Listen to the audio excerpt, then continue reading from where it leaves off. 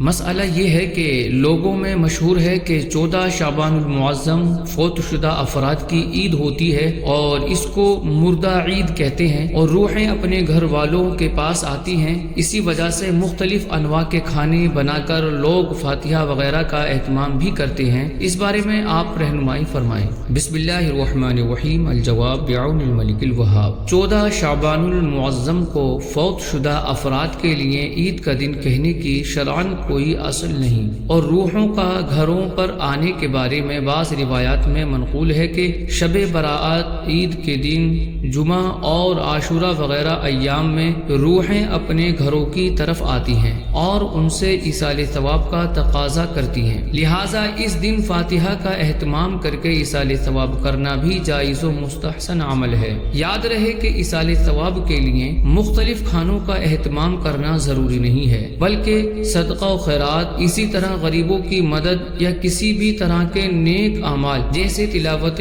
قرآن پاک، نوافل، درود شریف، ذکر اللہ وغیرہ کر کے بھی ایصال ثواب کیا جا سکتا ہے، اور جو کھانے کا انتظام کر کے فاتحہ دلاتے ہیں وہ بھی جائز و مستحب ہے اور اس میں کوئی ممانعت نہیں۔ امام اہل سنت اعلی حضرت امام احمد رضا خان علیہ الرحمہ فتاوی رضویہ شریف میں فتاوی امام نصفی کے حوالے سے لکھتے ہیں کہ بے شک مسلمانوں کی روحیں ہر جمعہ کی رات اور دن کو اپنے گھر آتی ہیں۔ آگے خزانۃ الروایات کے حوالے سے لکھتے ہیں کہ ابن عباس رضی اللہ تعالی عنہما سے روایت ہے، جب عید، جمعہ یا عاشورہ کا دن یا شب براءت آتی ہے تو میتوں کی روحیں اپنے گھروں کے دروازوں پر کھڑی ہوتی ہیں اور کہتی ہیں کہ کیا کوئی ایسا ہے جو ہمیں یاد کرے، ہم پر رحم کھائے اور ہماری بے آسودگی یاد کرے۔ یہ بات ذہن نشین کر لیجئے کہ فتاوی رضویہ شریف جلد 9 میں امام اہل سنت امام احمد رضا خان علیہ الرحمہ نے